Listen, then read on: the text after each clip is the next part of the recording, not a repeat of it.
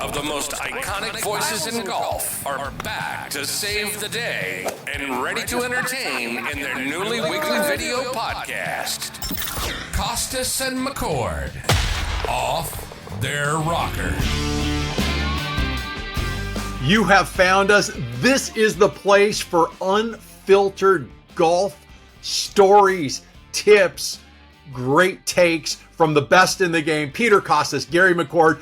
It's Kostis and McCord, off their rockers. I'm Mike Abram. Thanks so much for being with us. Thanks so much for getting us way over 10,000 subscribers, way over 700,000 views in just a few short months. We really appreciate it. And we want to thank our sponsors, Swing U and the Swing U app, the best app in the game. We want to thank Foresight Sports, their Sim in a Box, their incredible launch monitors, including the Quad Pro.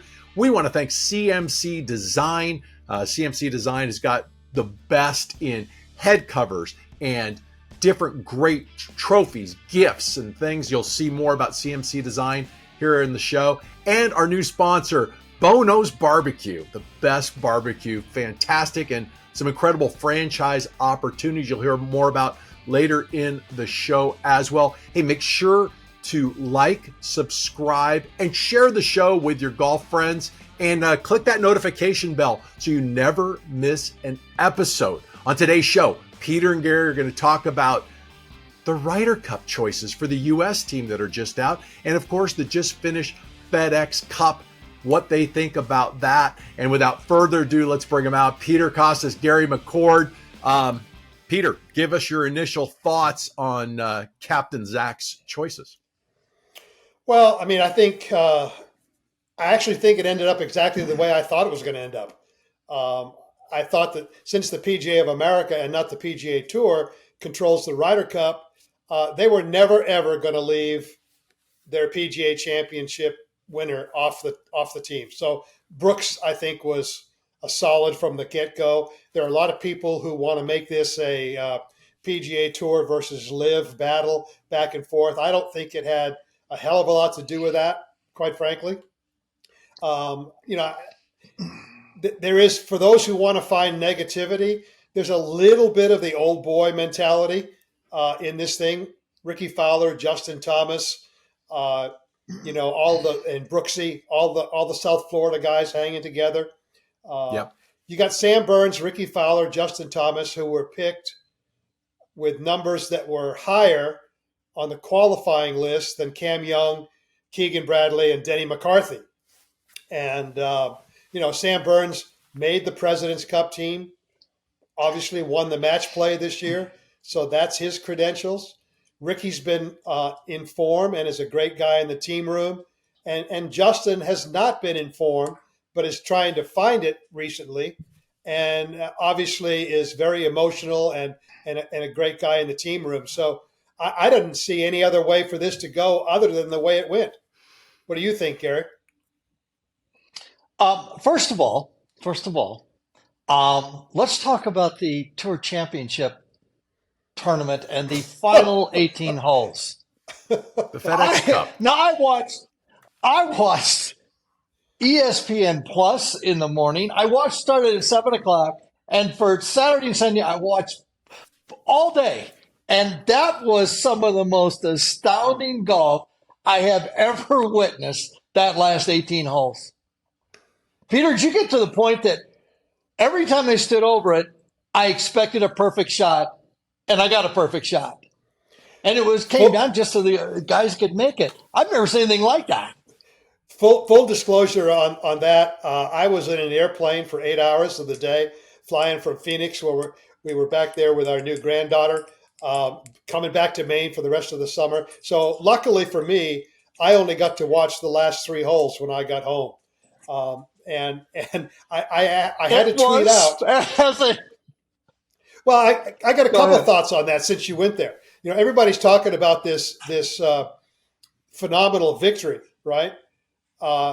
Massive 5-shot win, whatever. Well, the top 2 guys that shot 62, 63 tied at 19 under for the week. And the differential was the handicap going in. So it really wasn't what the headlines said it was. I thought it was tremendous theater that would have been even more tremendous had there not been a handicap system, because we'd have had a playoff. You got to have That would have been points, great. Peter. As you know, working for CBS for 100 years, we had to say FedEx every other 3 seconds. You guys enjoyed that, too. There's only one way to do that. Oh, we just love that. Especially the second tournament of the year. My God, he's second in FedEx points. And we've got 11 months to go. It's all about the points. It's all about the points. It's all about the points until it's all about the money. Yeah. And I heard money mentioned 4,212 times in the last 3 holes. And we were not allowed to say anything about money. Nothing, ever. No, FedEx point. Not money, you idiot. The players seem to push back on all the references to money. It seemed over the weekend, whether it was Victor Hovland or Scotty Scheffler or Rory, they're like, quit talking about the money. We want to win this event.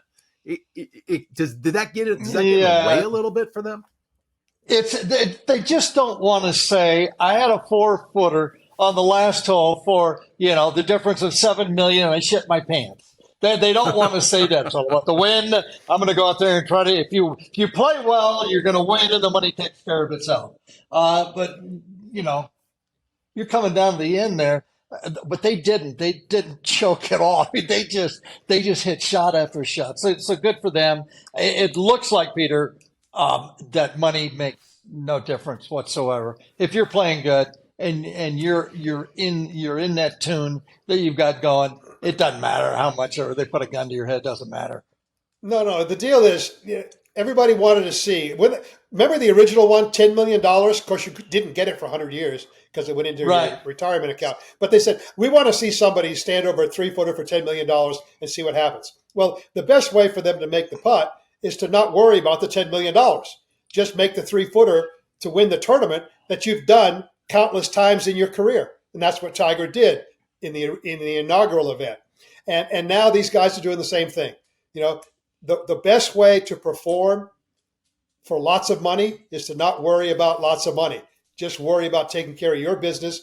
And that's what the elite players do. And they do it very well. To me, it's a reflection of how little some people in the media really understand competition and how to compete and how to succeed.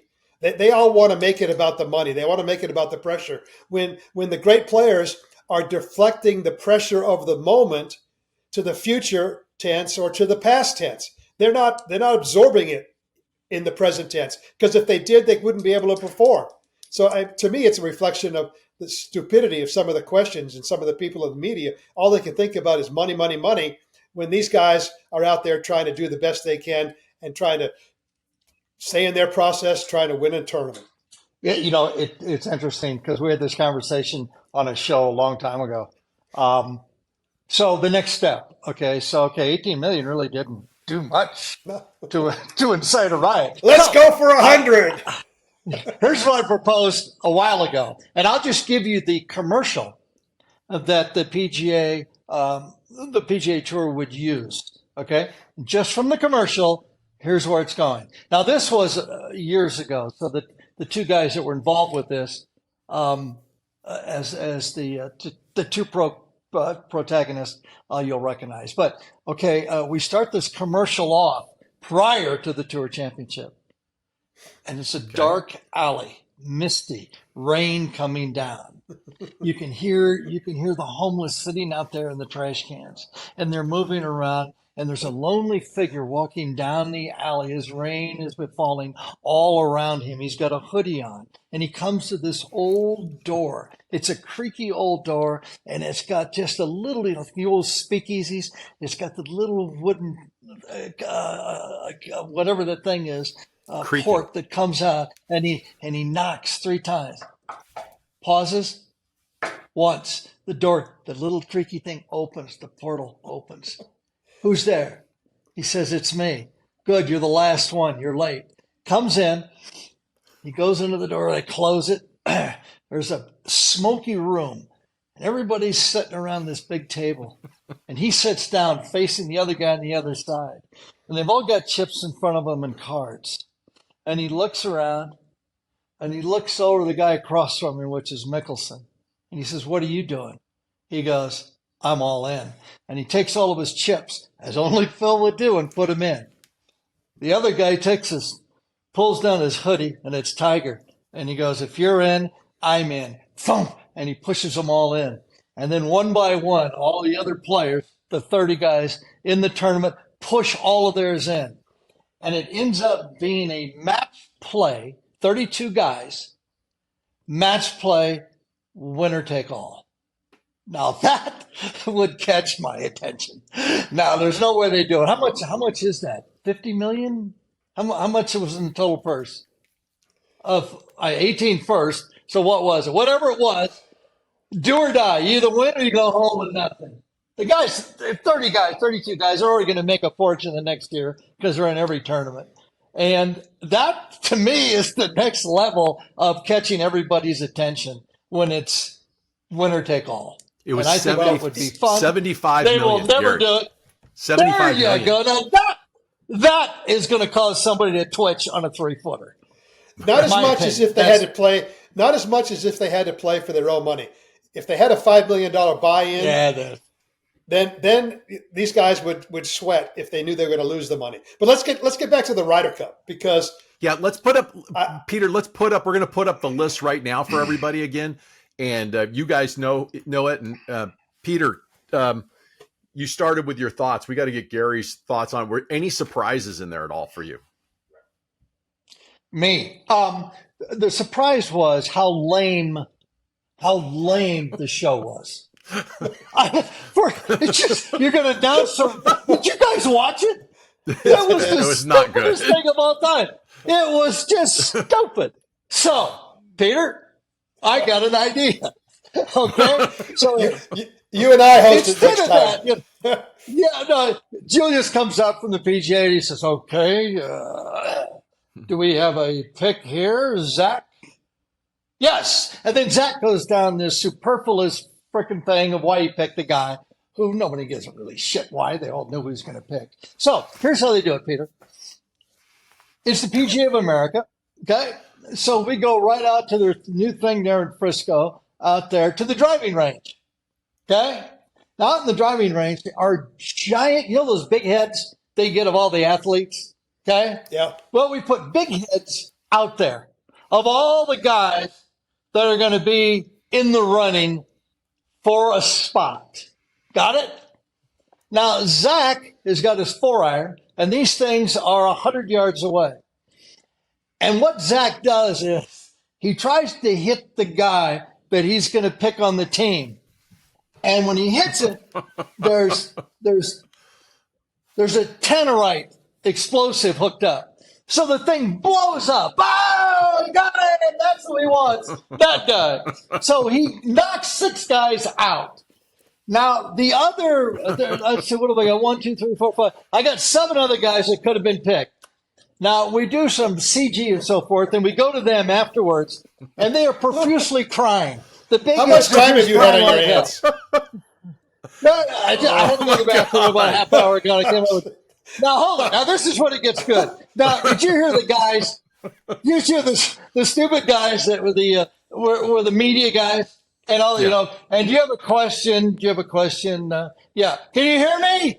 Am I on? Yeah, fine. No. Here's what we do. We focus on, the camera focuses on the big heads that are crying profusely because they didn't get on.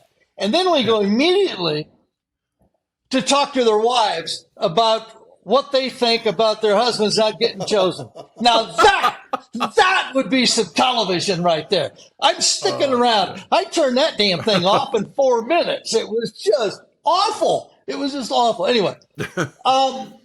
I thought you were going to do a gender reveal party, like when you're announcing. Well, that's where I got the idea. Okay. That's exactly where I got the idea. Right.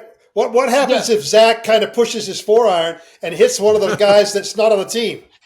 He's on the team. The stupid guy can't hit it. You got the guy that's absolutely the captain, and he can't hit the guy he wants. He deserves to get the other guy, so he's in. Then it'd be great. And then call the other guy's wife. Call Jordan Spieth's wife and ask why he hit a white cut instead of a low hook. Okay? Oh my God. Zach, he can't play a lick. Anyway, where are we going with this? I get, as you know. What are your thoughts on the picks? What are your thoughts on the picks? I thought the picks were good. I really wanted Lucas Glover. I mean, he's 44. It sounds like Peter an ageism thing. Just get rid of the old guys, okay? Get rid of the old guys. So Keegan, kind of an old guy, 37. You know, Lucas, this is his last shot, and he does all he can to get in. All he can. Just I'm going to win. I'm going to hit it perfect. I got a new putter. I wish we would give Lucas's putter right now to Scotty Scheffler in these 5 weeks. Maybe he'll switch to it. Go figure out how to do it. But I thought the picks were good. The golf course they've got in Rome is I heard the back nine they built it for match play, and they've got 2 drivable par 4s and a par 5 there on the 18th hole. So it's gonna be a love fest or a hate fest coming down. I thought he might, Cameron Young kill it if you got 2 drivable par 4s and a par 5 coming in the end. If they ever get to 18. You got to take a look at something like that. But I think the picks are solid. JT's the only guy that's just a heartstring kind of deal. They're all his buddies. They all respect him, so he took that. Okay, that's fine. I really wanted Lucas on that team, and I know how much Keegan wanted to be on that team. And whether they're too old to be in the clubhouse with all the guys, I don't know. But I do think, Gary, I agree with you in terms of Lucas and his recent form, and as well Keegan with his recent form. But you can argue the case that they would have been one and done with these picks, because next time around in 2 more years, what's the likelihood of them being in the points? Yep. So at least this way, especially with Sam Burns and his match play win and his performance at the President's Cup, you're building some players for the future. The one thing for me is Justin Thomas.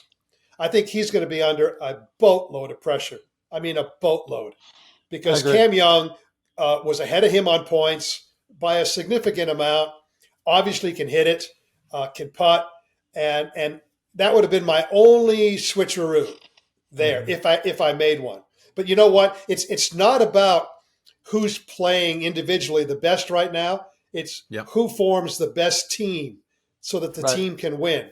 Now, having said that, all team performances in all team sports eventually gets down to individual performance, right?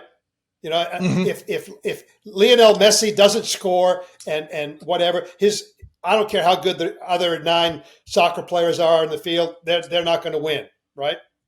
You got. I mean, we had players in good form coming in, aka Tiger Woods, and he's a losing record. I mean, in 8 Ryder Cup appearances, he only had 2 seasons, 2 years where he had a winning record, right? So it's about teamwork. It's about getting the team to do well, and not necessarily the individuals. So Zach's going to be applauded if Justin plays well, and he is going to be absolutely roasted if he doesn't play well, especially if they lose. Now, let me ask you this, Peter.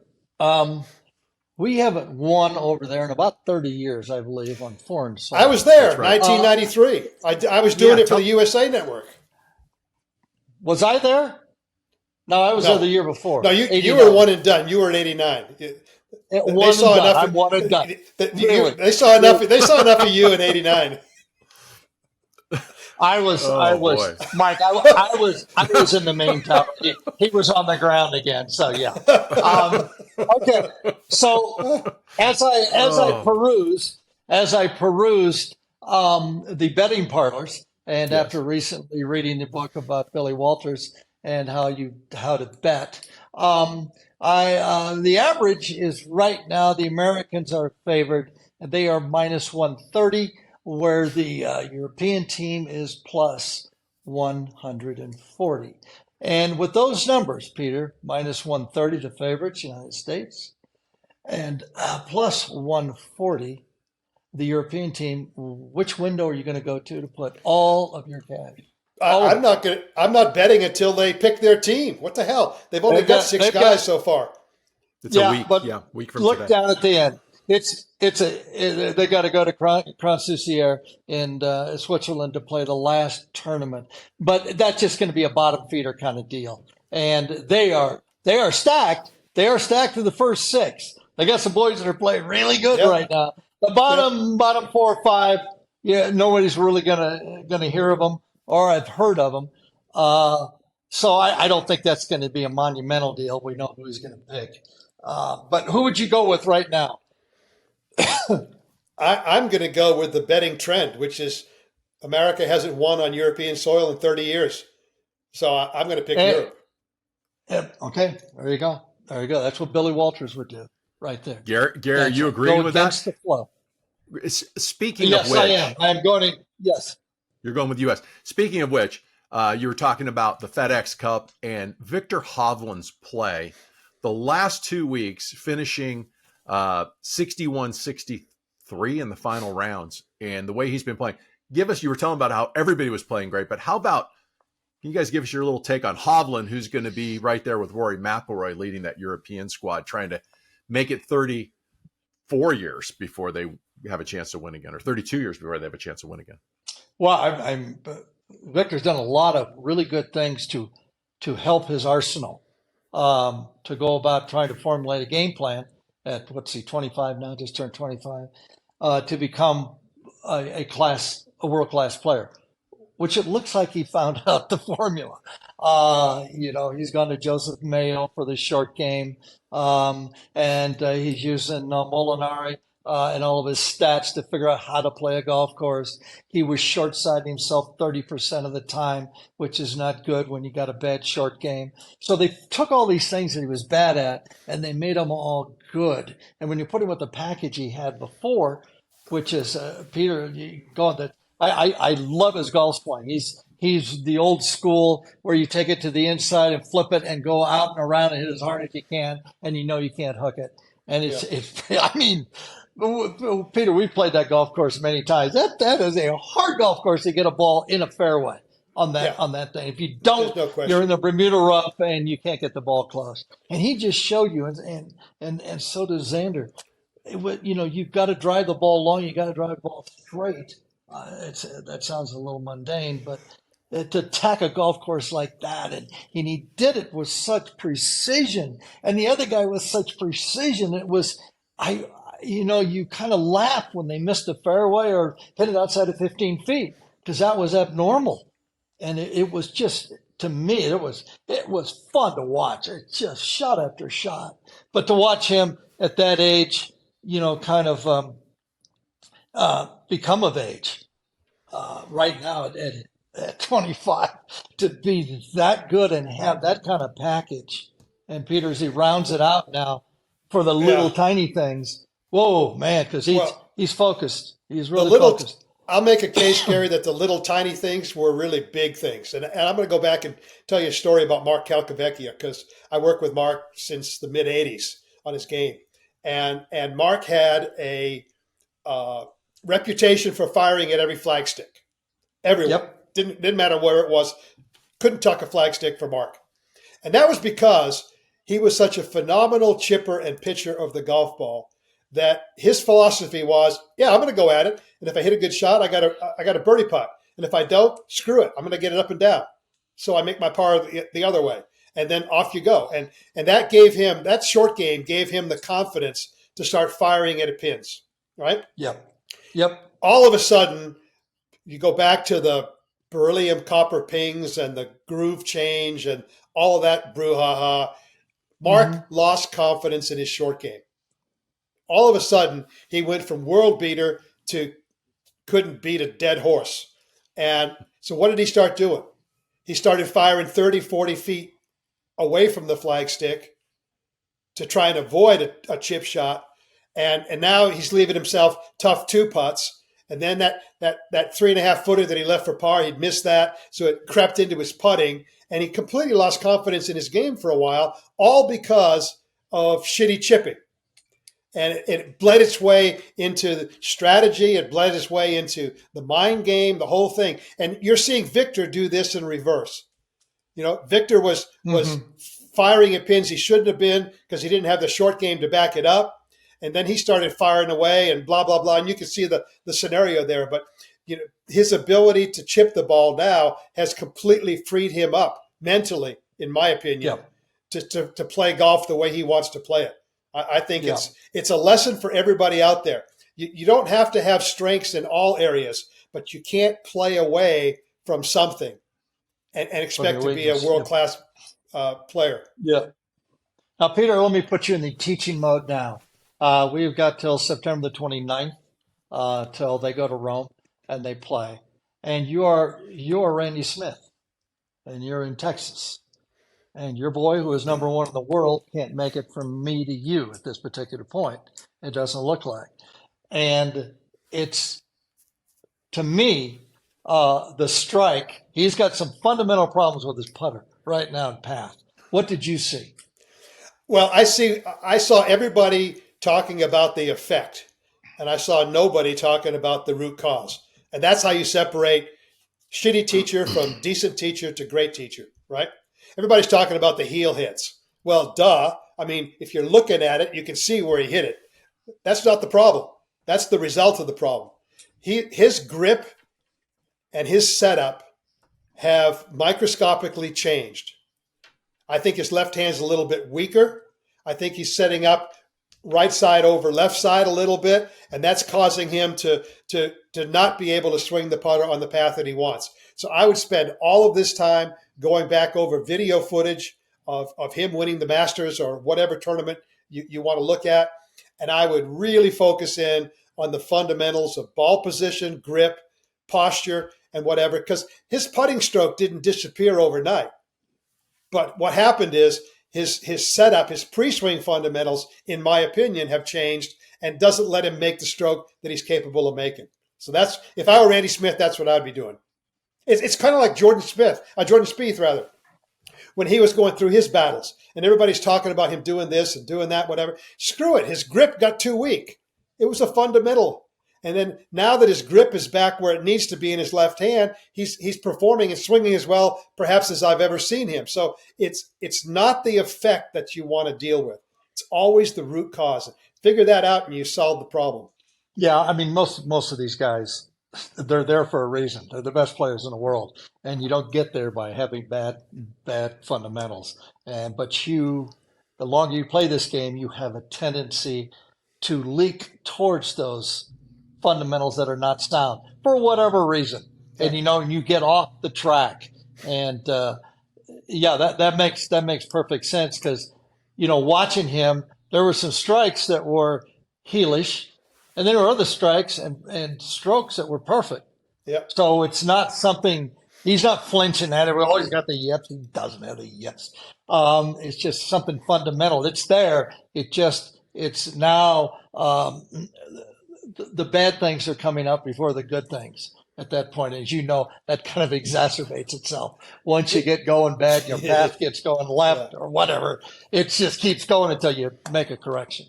Which is why, getting back to the picks, and if we all agree that Justin Thomas was the 12th pick, the bottom of the barrel in terms of performance, and he was there for team reasons and so on and so forth. If I were to replace Justin Thomas, I wouldn't have replaced him with Keegan or Lucas. I would have replaced him with Denny McCarthy, because I don't see anybody on earth putting better than Denny McCarthy day in and day out.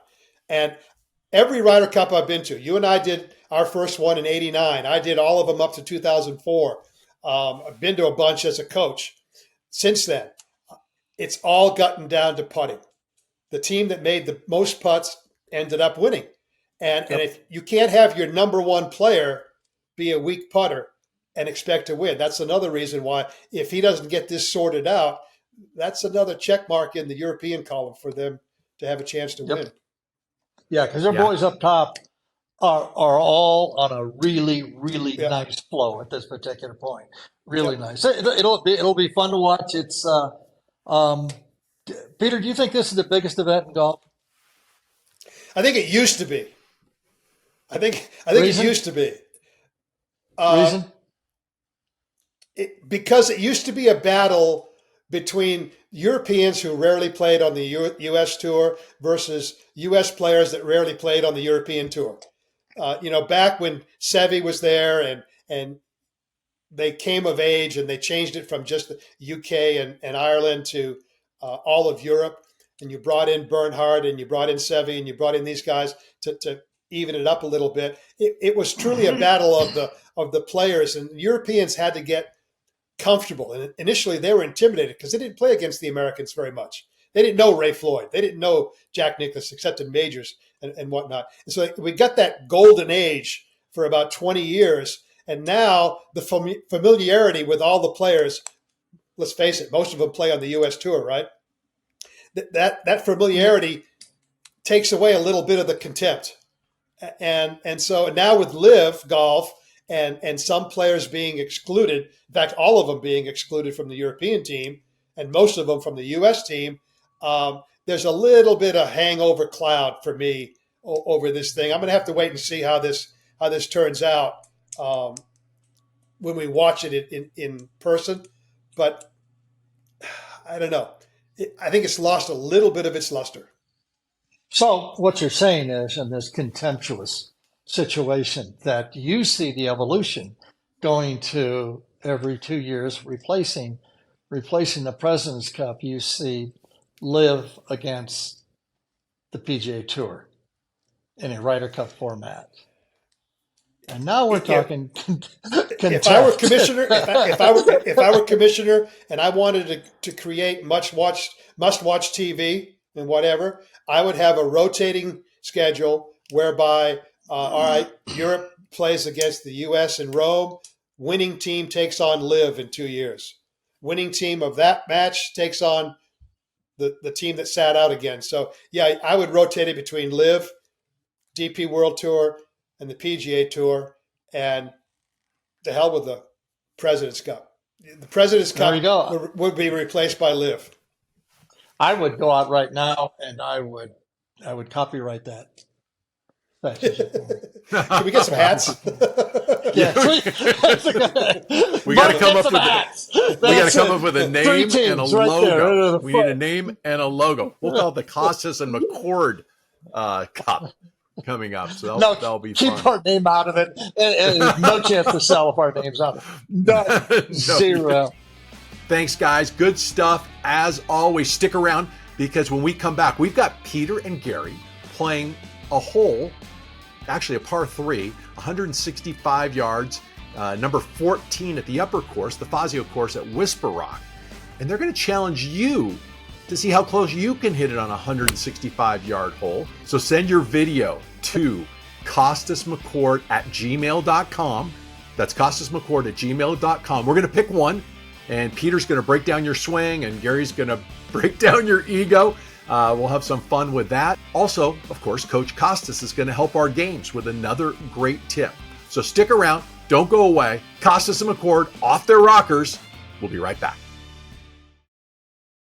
Kostis and McCord Off Their Rockers is presented by Swing U. Check out the incredible Swing U app. It gives you great GPS course data from tee to green and including green reading. And even simple strokes gain features can help you improve your game. So go out and check on the App Store or at swingu.com. It's a great app. It'll shave strokes off your game. Bono's Pit Barbecue, an authentic Southern pit barbecue experience you won't forget. At Bono's, you'll find a genuine down-home pit barbecue experience, the whole experience. Our entire menu is smoked and prepared in-house, from our mouth-watering smoked meats to our delicious sides made from scratch.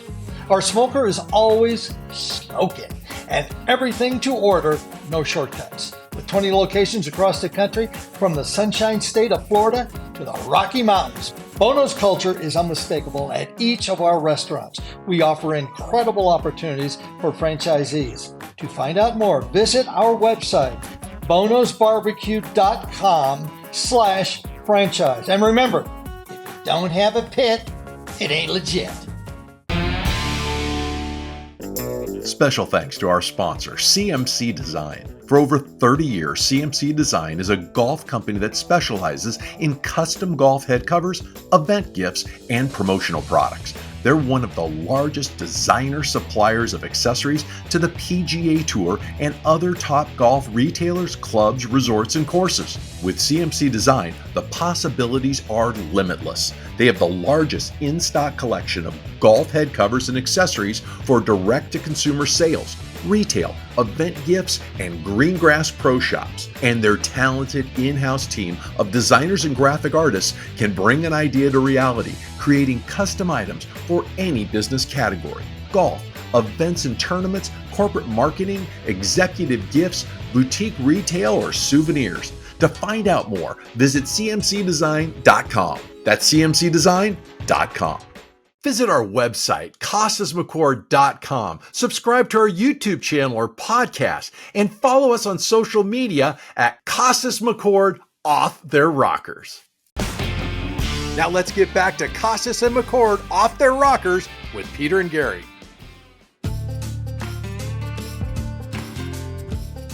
All right, Gary, you got 166 yards. Now, the hell with that. In the old days, there was on this mountain right there, there was a big giant green water storage thing, giant. And down here, right down below it, was the Dick Van Dyke Studios. Remember that? And why did they have the Dick Van Dyke Studios here? He had a very popular show on television for 7 years. Yeah, but why was it filmed here? And he lived in Phoenix. And at that point, he had a little bit of a drinking problem. Just a skosh. Just a little, and they couldn't get him from Phoenix to LA to the Hollywood studios to shoot his show weekly. So they built this unbelievable facility right here. I remember the old days we used to come out and look at all the platforms. It was giant. And just so that he could get it from Phoenix here, there was no roads up here then. It was all dirt roads. And this was in the middle of nowhere. But anyway, the studio was right down there. It was really cool, Dick Van Dyke Studios. Okay, here we go. All right, what are you gonna do? Okay, this green sets, we're downhill, so it's 165 yards, probably 160. Wind a little bit, but you gotta get the ball past the hole, because if you don't, it'll roll all the way back down the hill. Okay. I'm gonna try to take a 7-iron. I'm gonna back foot it a little bit at that right bunker, because if I push it, there's a pretty easy chip. If I miss it short, it's no good. So here we go, you ready? Watch this. See if you can find any swings in this flaw, would you please? That's my line. Yeah, I think it was Venturi's, by the way. Here we go. I'll propose. Here we go.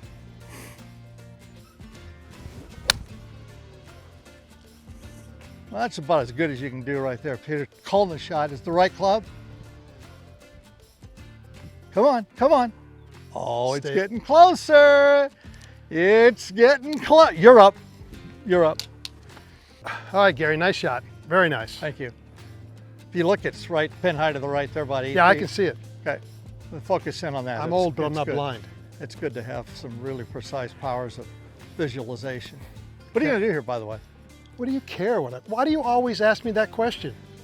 Just, I'd like to know, because you know you're an elite teacher, and I'd like to get inside of your head a little bit and that find ain't out. gonna happen. We've been together for 35, 40 years. Yeah, but you don't think I've heard all your crap before? You before? gotta tell me the shot and what you're thinking. No. Is it back foot? Is it front? You're trying to spin it left to right, right to left? You want to know what I'm gonna do? Watch. Okay. I know you're gonna hook it. You've got no cut in your game.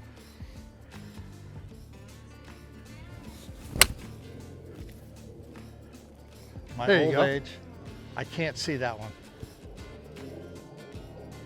That's close. Let's go. I know you hate cliches. Yeah. But you know, blind squirrel, acorn, you know how that fits together? Yeah, I know it was really blind. It was a pretty good shot. All right, so here's the deal. Gary did hit in his defense, he hit a good shot. 12 feet, 165 yards. If you at home can quantify that you're hitting it from 165 yards, tape the shot, first one only, can't hit mulligans. If you get it inside of 12 feet, send it to us. And if we pick you, we're gonna do a Konica Minolta swing vision. Oh, good idea. Of yeah, your let's see how swing. see if it was lucky or not. And he's gonna do the commentary on the shot. I'll do the swing, he'll do the shot. We'll have I some won't fun. be nice. I'm going to tell you that right now. I will be because I'm the nice guy. Yeah, he is. We're playing a little money game, and we're using that tee right there. And I'm looking down where these guys are hitting, and all of a sudden, a big old bobcat comes right here, and he jumps in the water tub right there. Oh, that's cool. Splashing? Yeah. So, of course, I come running down here. I get right behind him when I go, boo! He jumped up out of there and ran a wet bobcat going down all the way down the cart path and went down in the hills over there. He was having an absolute ball in the spa. This is Whisper Rock Spa right here. As you can see, you can jump in here and there's no water in it. All right, sports fans, we're going to have an adjustment to our contest because now that we get up to the green, 12 feet is turned into 9 feet. So you got to be able to hit it inside of 10 feet at least to qualify for the contest. Nice shot, Gary.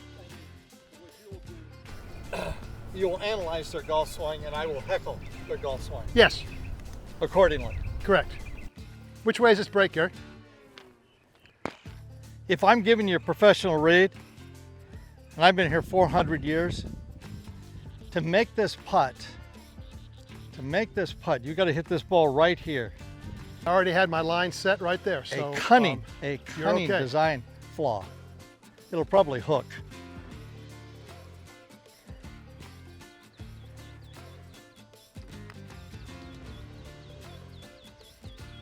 Never moved, did it? Not 1 inch? It moved one ball width. One ball width? Yeah.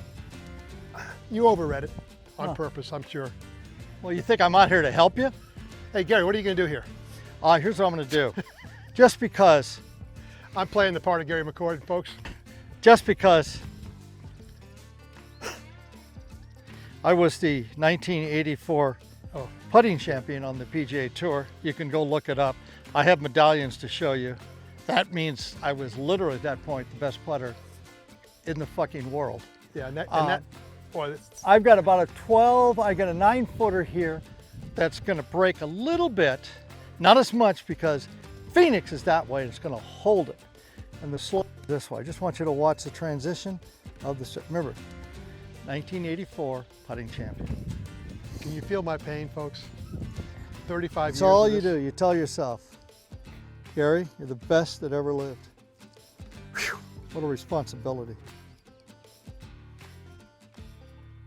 And I hit a duck hook. That broke. Whoa. I'll give you the rest of that. Okay, thank you. Oh, you missed it. Huh. All right. That was a giant misread.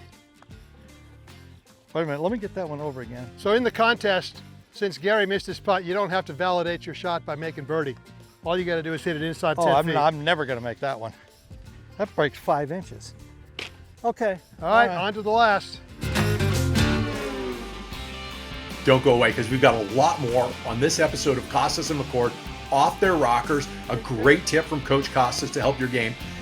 Remember, like, subscribe, and share at our YouTube channel, youtube.com/@KostisMcCord. Kostis and McCord off their rockers, presented by Swing U. We'll be right back. GPS, scorecard, stats, instruction. Join more than 6 million golfers who use and trust Swing U. Get accurate distances to greens and hazards. Store your rounds and scorecards and receive a handicap for life. Upgrade to get wind speed and elevation, plays like distances, shot tracking, club recommendations, green reading maps, strokes gained stats, and personalized lessons and drills. Download Swing U and start owning your game today.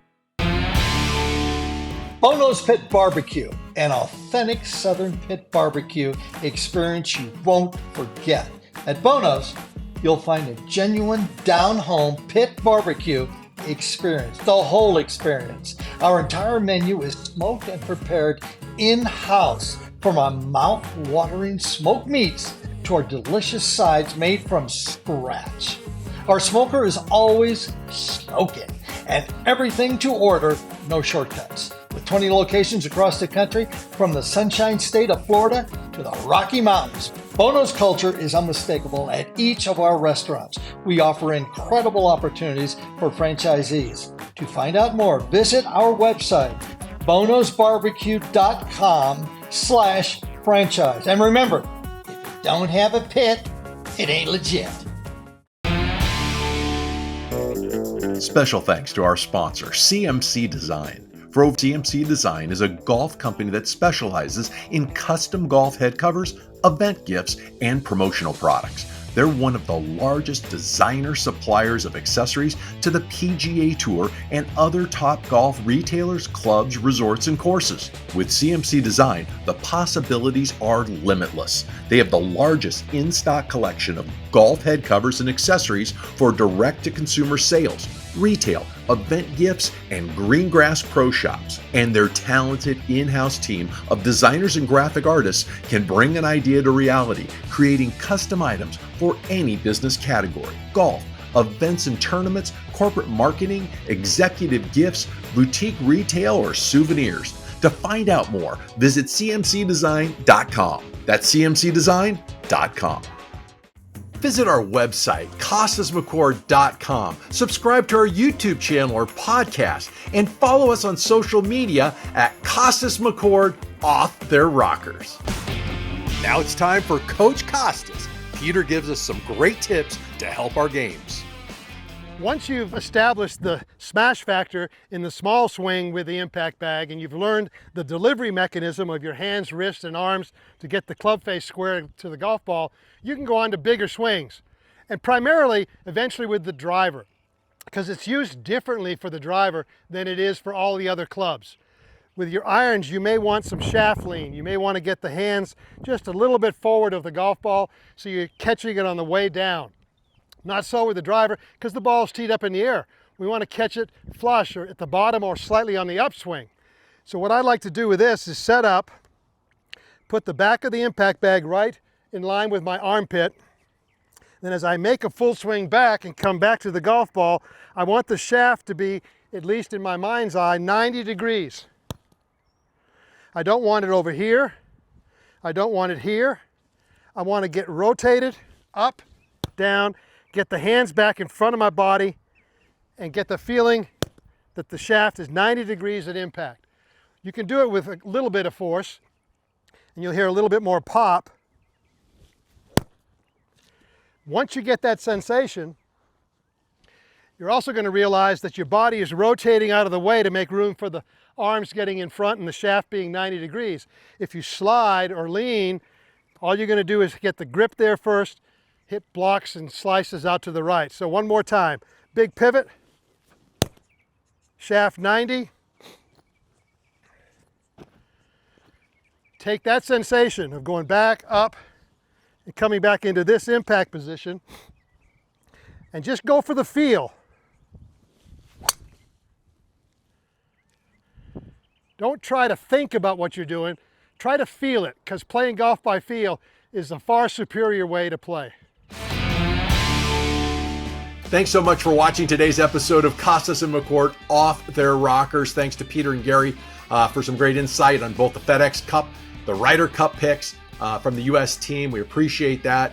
Always fun to see the guys playing a hole of golf, man. They can still golf their ball. And remember to send your video of you playing a 165-yard hole. Did you hit it inside of 10 feet like Gary did? We're going to pick one. We'll break down your swing. Gary will break down your ego. Send it to costismccord@gmail.com. Remember to like, subscribe, and share all our social media outlets. And hit that notification bell so you know when the next episode is coming up. Thanks again to our sponsors, Swing U and the Swing U app, Foresight Sports and their Sim-in-a-Box and launch monitors, CMC Design and all their great head covers and custom gifts and things for golfers, and also to Bono's Barbecue with some fantastic mouth-watering barbecue. For more information on Bono's, check the website for franchising or go to a Bono's in your area and enjoy it. For Peter, for Gary, I'm Mike Abram. Thanks for being with us. We'll see you real soon on another episode of Kostis and McCord Off Their Rockers.